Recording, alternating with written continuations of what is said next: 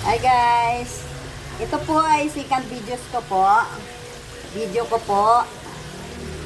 Ipapakita ko lang po sa inyo. Sino pong pamilyar dito sa laswa na itong gulay na to? May saluyot, mayroong kalabasa, okra, at saka ano ba to? Kalimutan ko na to. Ano nga ito yung violet na ano?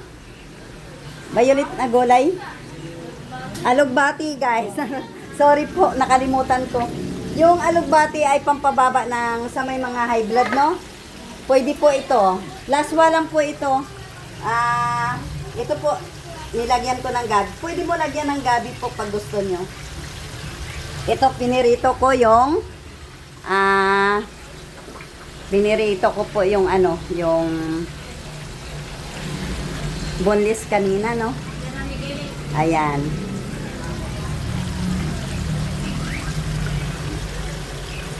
Panoorin nyo ako guys, ha. Ito po yung ano. Ito po guys, pwede itong lagyan ng gugulayin ko po. Laswa lang po ito. Laswa ang tawag sa amin dito. Pero sa iba, hindi ko alam kung ano.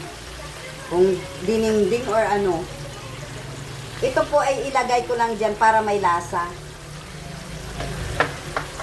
Saka ito naman guys, ay pwede kong gagawin torta para sa mga apo ko. Yan. Nilagyan ko ng, pwede mo lang lagyan yung, ano, yung itlog po. Kayo na po maglalagay ng mga lasa-lasa po, pero nilagyan ko po to ng kalahating, ano, magic sarap. Kayo na po maglagay para, kasi lutong bahay po ito eh. Hindi naman tong para paninda, para ipapakita ko sa inyo yung sukat-sukat. Basta kayo na po yung bahala na mag-ano po Pinapakita ko lang dyan sa mga hindi marunong magluto po para minsan ay magaya nyo ako, para sipagan naman po kayo na minsan puro asa tayo ng bili Kaya panoorin nyo po guys. Marami po kayong matututunan sa akin. Kaya itong video na po to, malaking tulong po to sa mga medyo may edad na, sa mga hindi dyan masisipag magluto po, no? Hindi pa masyadong marurunong. Malaking tulong po ito sa inyo.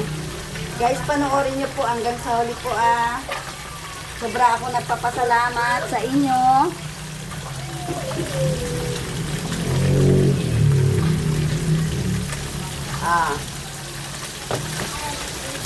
Kahit din nyo na yan, lagyan na kung ano-ano.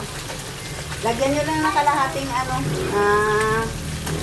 tapos paminta, okay na yan. Pwede mo na prito para sa inyo. Maraming salamat po guys. Thank you sa panonood nyo sa aking video. Sobra akong nagpapasalamat.